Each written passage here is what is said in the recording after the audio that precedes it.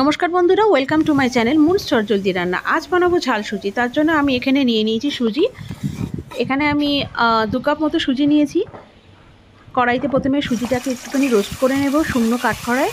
তারপরে আমি সেই কড়াইয়ের মধ্যে সাদা তেল দিয়ে দিয়েছি, দিয়ে তার মধ্যে দিয়ে দিয়েছি ডুমো করে সবজি কেটে রেখেছিলাম সেগুলোকে।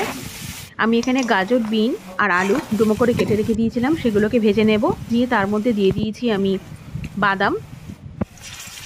বাদামগুলোকে দিয়ে ভালো করে ভেজে একটু কারি পাতা দিয়ে দিয়েছি, কারি পাতা দিয়ে ভেজে নিয়েছি। নিয়ে মাঝখানে একটুখানি ফাঁকা করে সেখানে দিয়ে দিয়েছি আদাটা একটুখানি ভালোভাবে রোস্ট করে নিয়ে তার মধ্যে হলুদ দিয়ে দিয়েছি। দিয়ে সুন্দরভাবে নাড়াচাড়া করে যখন নরম হয়ে আসবে সবজিগুলো, সেই সময় আমি ওই ভেজে রাখা সুজিটা দিয়ে দেব।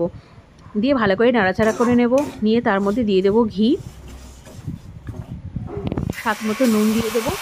দিয়ে সুন্দরভাবে ভাজতে থাকবো। ভালো করে ভাজা হয়ে গেলে অল্প করে করে জল এখানে দিয়ে দিতে হবে। একসাথে অনেকটা জল দিয়ে দেওয়া যাবে না, তাহলে বেলা পাকিয়ে যাবে। অল্প করে করে জল দিতে হবে। এখানে আমি 1 বাটি মতো সুজি নিয়েছিলাম, সেখানে আমি 2 বাটি জল ব্যবহার করব। সেই জলটাকে আস্তে আস্তে অল্প করে করে দিতে হবে এবং ভাজতে হবে। এইভাবে করতে করতে আস্তে আস্তে এটা নরম হয়ে যাবে। সামান্য একটু ঢাকা চাপা দিয়ে রেখে দিতে হবে সামান্য সময়ের জন্য, তাহলেই রেডি হয়ে যাবে আমাদের ঝাল সুজি। এটা খেতে খুব সুন্দর লাগবে এবং এটা খুব হেলদি খাবার। বাচ্চাদের ব্রেকফাস্টে দেওয়া যেতেই পারে, বড়রাও খেতে পারেন। তো এই রেসিপিটা যদি ভালো লেগে থাকে অবশ্যই চ্যানেলটা সাবস্ক্রাইব করে পাশে থাকবেন, আর একটা ছোট্ট লাইক দিয়ে যাওয়ার অনুরোধ রইল। Thank you.